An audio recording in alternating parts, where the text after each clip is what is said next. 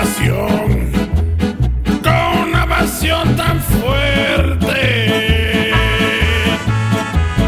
Ay, ay, ay, ay.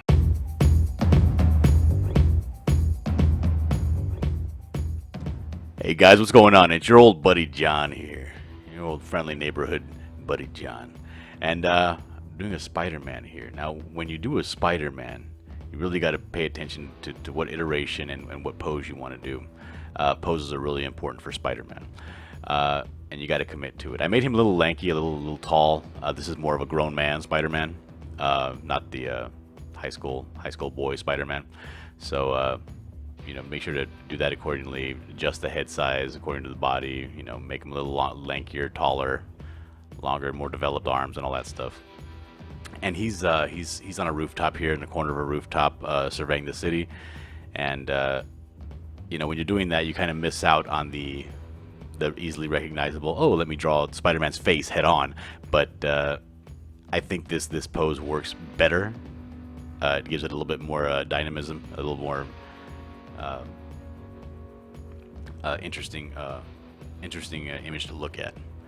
So, and man, the only thing I like drawing Spider-Man. He's great and all, but I just hate drawing the webbing. But I have his hands here hanging over the ledge of the building there.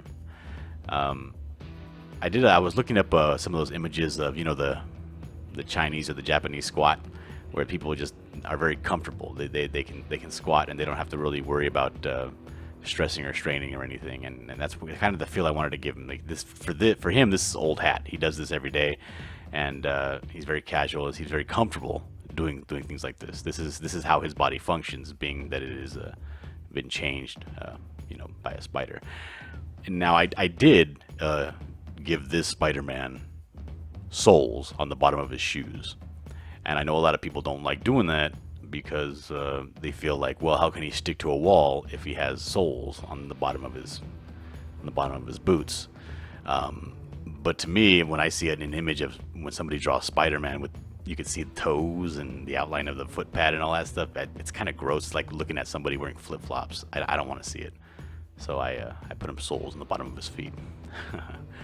But yeah, and also I got to really in this drawing play around with a cityscape, and a real short, truncated one, because this is a sketch. This is not like a final, finished, polished drawing. This is a quick sketch. So you get to kind of play with cityscapes, which a lot of people don't like to do, because they figure, oh, it takes a lot of perspective and measuring, and it takes a long time, and it's daunting.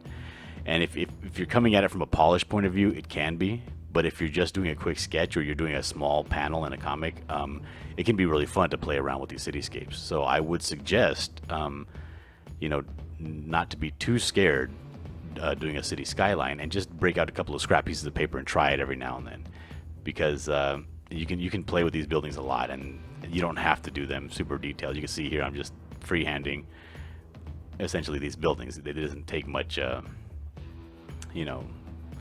planning or forethought. But other than that, that's it for me. I will see you guys later on today. This is a prize for the Script Battle that we're doing later on today. Or this is the prize for Neo Valentine. He won last week. But I'll be giving away sketches and stuff during the Script Battle stuff. So I'll see you guys later today. And love y'all. Peace.